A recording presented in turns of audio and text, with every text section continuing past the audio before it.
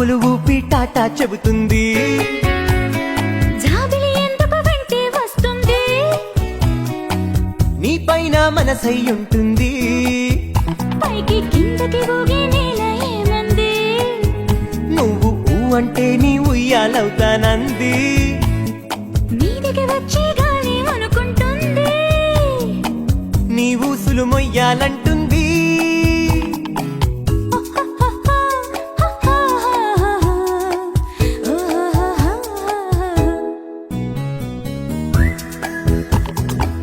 అమ్మాయి గుమ్మం దగ్గర నుంచుంది, గుమ్మంలోంచేం కనబడుతుంది.